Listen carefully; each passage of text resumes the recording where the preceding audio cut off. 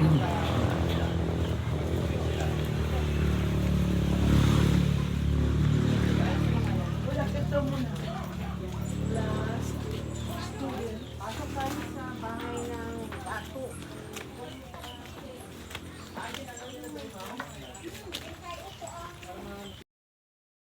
ang bintana.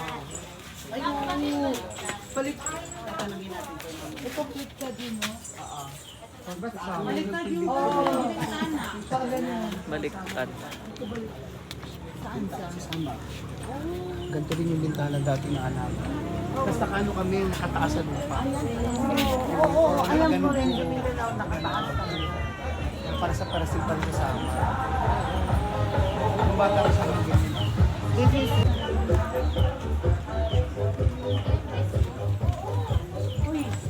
Tapos dito ma'am, tumatanggap sila dito na guests.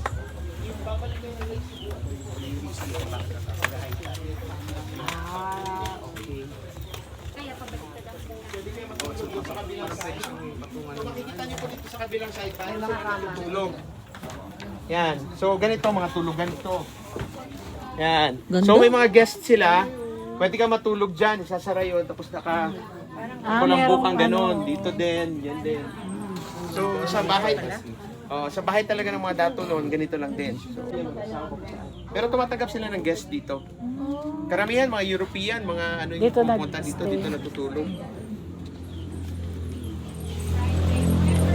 Walang tulugan nila.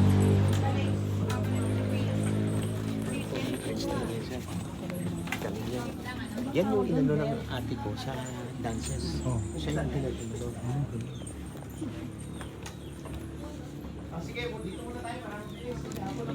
Everyone, ma'am, yung mga guests po namin are our friends from University of the East Caloocan. So may collaboration kami sa MSU with them Friday. As yesterday, tinala namin sila dito because we would like them to know more about our culture. And we are very proud to bring them here. Nag-enjoy naman kayo so far, no? Marami sila. And then I was telling them about the newly awarded Gamapa, ano natin, tatlo dito, no? Si Ma'am Rosie Sula, Chanting, kahapon nabit namin si Dato Pundos para, si Ma'am, si Ma'am Maria Todi, naging candidate din and nominee for Gamapa for Performing Arts. I would say, sa lahat ng mga nakita ko na nag-dance, no one is as graceful as Ma'am Maria Todi sa mga Tivoli dances. She weaves, and siya po yung kasama ni Lang Dulay nung pumunta sila sa United States sa Washington for the Smithsonian display, no? Show ng Tinala. So, without further ado, mas magaling pa mag-English sa akin to si Ma'am Maria Todi. Everyone, Ma'am Maria Todi. Okay na po. Mag-sharing lang tayo. Kahit konting ano lang, no? Just a glimpse of it.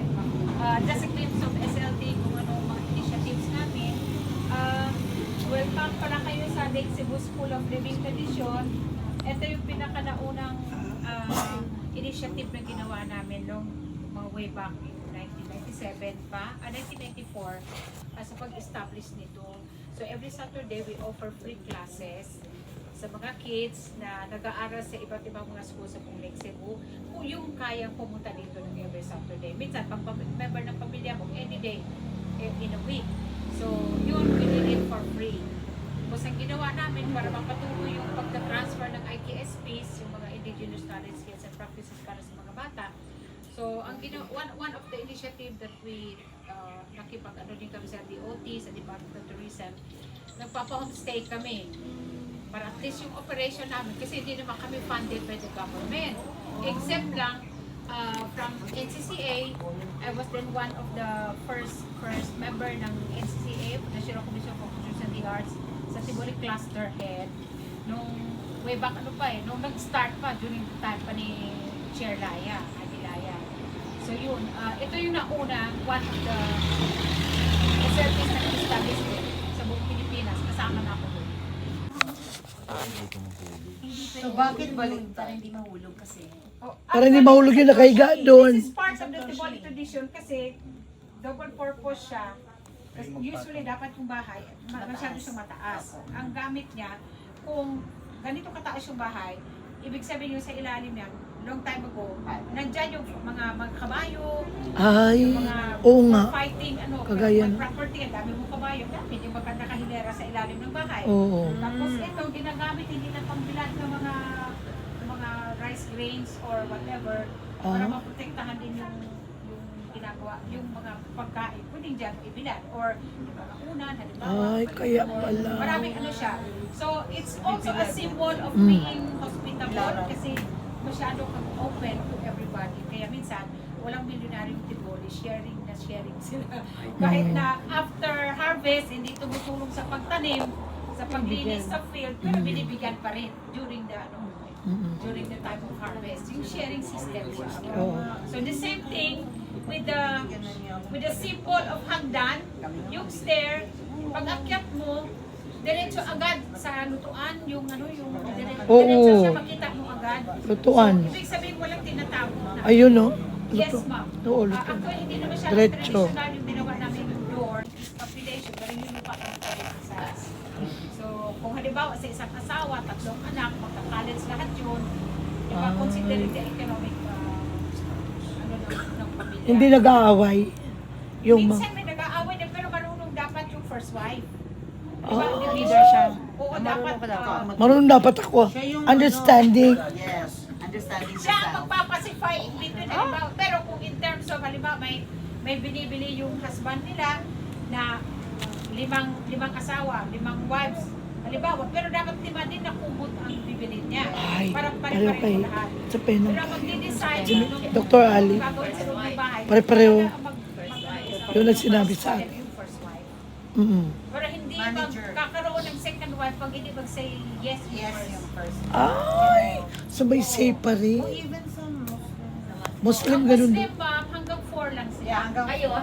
Pero may Ang say. Pero Tiboli, magpapaalam as pa rin sa long first as Oo. you can afford. Yes. Oh my as Lord. long as- Ayun. Pinaka si Datong Goodwino, 34. Oh my Yung goodness. apo niya, malilita ng bayan, Roses Pula. Grabe. Yung lulo niya.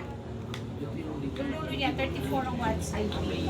Si late Mayor Mike was at 14 wives. Tapos si naman, si Dato, existing pa rin, lang ngayon. Grabe. Dato, mas angkol, Tiboli naman siya. Mukhang 11 yata wives. Pero namatay na yung dalawa. Ano ha? Ngayon,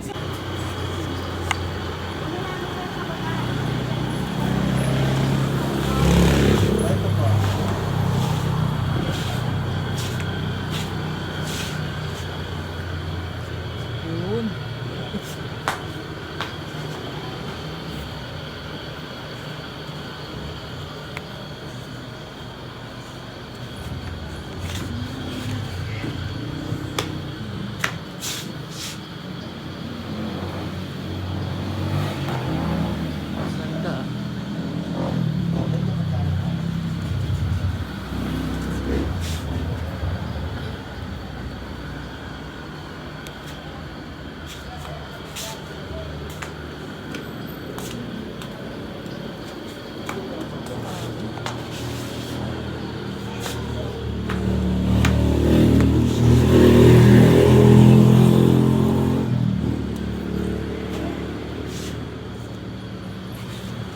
Ganda. Ganda. Hindi ako mahilig sa short. Ay, gusto ko. How much to? ay 800. Ito? 800.